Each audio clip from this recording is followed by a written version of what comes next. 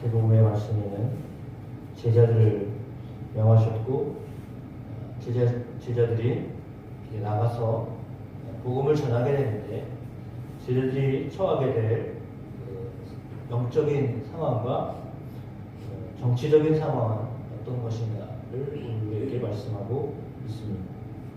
16절에서 23절에 보니까 제자들이 나아가는데 제자들은 그리 환영받지 못하는 상황에 놓이게 될 것이다 라고 하는 말씀을 하고 있습니다.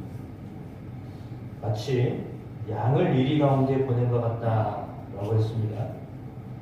양을 이리 가운데 보냈다라고 하면 어찌 되겠습니까? 이리가 다 잡아먹겠죠. 네, 그런 상황 속에 빠지게 될 것이다 라고 말씀하십니다. 그러므로 너희가 뱀같이 지혜롭고 비둘기같이 순결하여라 라고 했습니다. 뱀같이 지혜로워라 라고 하는 말은 뱀 잡으려면 잘 안 잡히죠. 아주 잘 빠져나갑니다. 그러니까 있는데 안 보여요. 말이 뭐냐면 이따가 없어지고 이따가 없어지고. 사실은 이제 복음을 전할 때 마치 이런 복음을 전하고 빠지고 복음을 전하고 빠지고 있는데 안 보이고 잡는데 안 잡히고 그런 식이라는 거죠. 복음을 전할 때 이렇게 지혜롭게 해야 된다라고 하는 말씀입니다. 그러나 흠이 없어야 됩니다. 그러니까 복음을 전하여서 그들을 흔들어낼 영적인 때로는 정치적인 영향력을 미칩니다. 그러나 그럼에도 불구하고 해를 끼치지 않는 순결하다라고 하는 것, 비둘기처럼 순결하다라고 하는 것은 정직하고 올곧게 그렇게 살아야 된다라고 하는 것을 말합니다. 그러니까 문제는 일어나지만 사실 문제를 일으키는 것은 아니에요. 그러니까 이제 그들에게 파동을 일으키죠. 이게 파장을 일으키고, 그러니까 공동체 안에 누군가 새로운 사람이 들어오면 당연히 영향력을 미치게 되어 있습니다. 그 사람이 오면 어떤 영향력이라도 이렇게 우리 가운데 있게 마련입니다. 새로운 사람이 들어오면 그 사람에 의해서 파장이 미치는 것은 당연한 것입니다. 복음을 전하면 그 사회에 어떤 영향력이 미쳐집니다. 그래서 영적 그 기후를 흔들어 놓습니다. 그러면 흔들린 사람들이 가만히 있지 않죠. 왜냐하면 자기들의 영역들이 좁혀지기 때문에 복음 전하는 사람을 좋아하지 않습니다. 더군다나 귀신들과 사단은 좋아할 리 없습니다. 자기 영역을 빼앗으려고 왔기 때문에 그렇게 반갑게 맞아야지 않을 것입니다. 그러면 우리가 가는 곳이 이렇게 만만한 장소가 아닙니다. 복음을 전하는데 오늘 본문에 나와 있는 것처럼 너희를 공회에 넘겨주겠다라고 했습니다.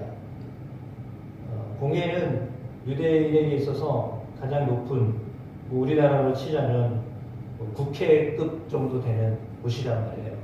그러면 그런 곳에서도 증언을 해야 되는 상황이 있고, 회당은 공회의 어떤 지역별 작은 모임이다라고도 볼 수 있습니다. 그러면 회당이라고 이제 유대교에서는 회당으로 이야기하니까 그 회당에서 너희가 채찍질을 당할 것이다라고 했습니다. 거기서는 하나님 말씀 듣고 이렇게 교육을 받고 또 함께 친교하고 그런 곳인데 거기서 공개적으로 채찍질 당하고 핍박을 받는 그런 상황이 올 것이다라고 말하는 거죠. 그러니까 이것은 정치적, 영적이면서 신앙적이면서도 한편으로는 정치적입니다. 더 나아가서 너희가 총독들과 임금들 앞에 끌려갈 것이다라고 했습니다. 그러니까 이것은 복음을 전할 때 어떤 환란이 있을 것인지를 말씀해 주고 있습니다. 그러나 너희가 넘겨졌을 때에 무엇을 말할까 염려하지 마라. 너희에게 할 말을 주실 것이다 라고 했습니다. 그때 너희에게 할 말을 주실 것이다. 말하는 이는 너희가 아니고 너희 속에 말씀하시는 이 너희 아버지의 성령이시다 라고 했습니다. 성령이 말하게끔 지혜를 주실 것입니다. 말을 복음을 전하려고 하면 생각이 나게 하신다라고 하는 것입니다. 하나님이 생각나게 하십니다. 무슨 말을 해야 될지, 어떻게 그들에게 복음을 전해야 될지를 알려주시는 분이 계신데, 그러므로 걱정하지 말아라. 가서 무슨 말을 할까 염려하지 말아라. 가면 생각나게 하실 것이다 라고 말씀하고 있습니다. 장차 형제가 형제를, 아버지가 자식을 죽이는데 내어주고 자식들이 부모를 대적하여 죽게 하리라 라고 했습니다. 가정에서도 그렇게 환영받지 못하는 그런 삶이 있다라고 말씀하고 있습니다. 예수를 믿는 것은 이런 어떤 반대에도 불구하고 예수를 믿는 일을 해야 한다고 하는 것인데, 22절에 너희가 내 이름으로 말미암아 모든 사람에게 미움을 받을 것이나 끝까지 견디는 자는 구원을 얻으리라. 어제 2장을 말씀을 함께 나누면서 끝까지 견뎌야 된다 말씀 나눴던 것처럼, 오늘 하나님이 또한 복음을 전하게 될 제자들을 향하여 하시는 말씀은 너희가 어려움을 당하고 미움을 받지만 끝까지 견뎌라. 그러면 구원을 얻으리라 라고 하였습니다. 믿음은 끝까지 견뎌야 합니다. 박해를 받으면 피하여라. 너희에게 이르노니 이스라엘의 모든 동네를 다 다니지 못하여서 인자가 오리라 라고 하셨습니다. 많은 사람들에게 복음을 전하게 될 것이고 인자가 오게 될 것이라고 말씀하십니다. 오늘 이 말씀처럼 1948년 이스라엘이 독립되고 그 이후로 유대인들 안에도 예수님 믿는 사람들이 많이 생겨나기 시작했습니다. 지금도 여전히 선교사들이 이스라엘 들어가서 복음을 전하고 있습니다. 그래서 그들 안에 예수님 믿는 유대인들이 생겨나고 있습니다.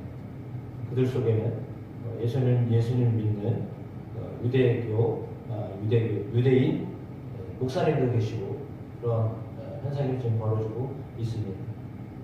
그래서 제가 정말 어렸을 때 부흥회 가는, 그때 참 부흥회를 많이 했던 것 같아요.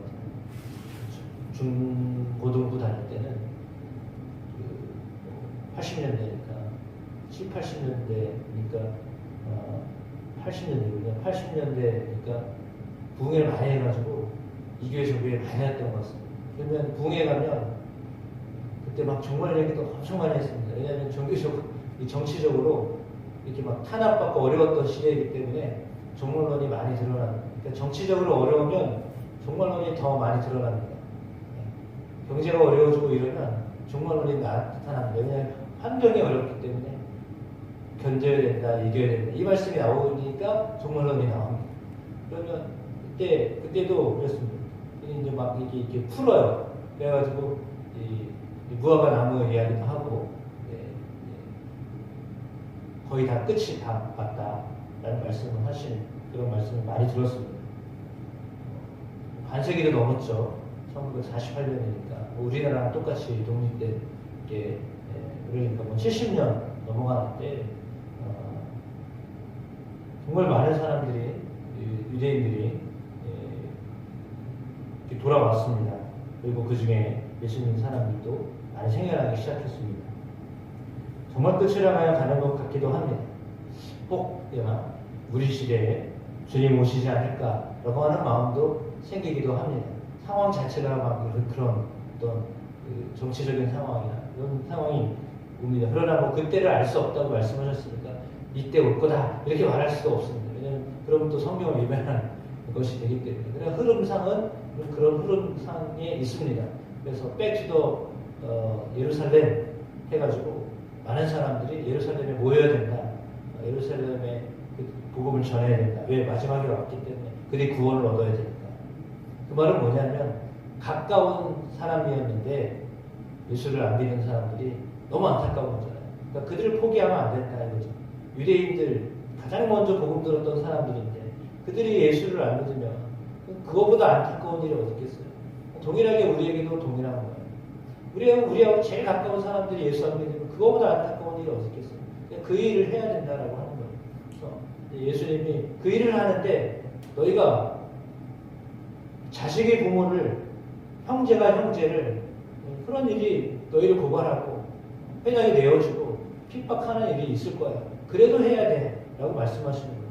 제자들이 그 어려움을 당하게 되어도 왜? 그들이 알지 못하기 때문에, 알지 못해서 그렇게 하는데, 그러나 그들에게 담대해야 돼, 흔들리지 말아야 돼 라고 지금 말씀하고 있는 겁니다. 왜? 너희는 저 참새 두 마리를 사랑하시고 그들이 땅에 떨어지지 않게 하시는 것처럼 너희는 참새보다 더 귀하지 않느냐? 너희의 몸은 죽여도 너희의 영혼을 죽일 수 없다. 28절 말씀이죠. 몸은 죽여도 영혼은 능히 죽이지 못하는 자들을 두려워하지 말고 오직 몸과 영혼을 능히 지옥에서 멸하실 수 있는 이를 두려워하라. 그러니까 지옥에 던질 수 있는 분이 누구냐? 그게 하나님이신데 그 하나님을 두려워해야지. 너희의 몸 때문에 두려워하지 말아라. 너희의 영혼을 죽이지 말아라.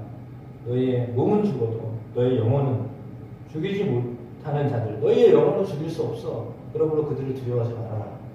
몸은 죽여도 영혼을 죽일 수 없다는 거죠. 그것이 예수님이 우리에게 주시는 교훈입니다. 그리고 우리를 머리털까지 다 세심바 되신다고 말씀하십니다. 우리를 너무나 잘 알고 계신 분이십니다.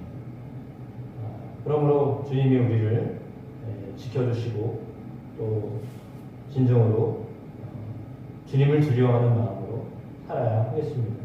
그러면 주님께서 담대함을 이렇게 허락하여 주실 줄로 믿습니다. 담대하여 사람들 앞에 설 때 무슨 말을 해야 될지를 가르쳐 주실 줄로 믿습니다. 사람 앞에서 주님을 부인하지 아니하고 주님을 시인하며 주님이 역사하시는 그런 삶을 살게 되는 여러분의 삶 되시길 주의 이름으로 축복합니다. 그래서 예수님을 믿는 것이 부끄러운 일이 아니라 당당한 일이고 담대하게 말해야 될 일이다라고 하는 것을 오늘 말씀해 주고 있습니다.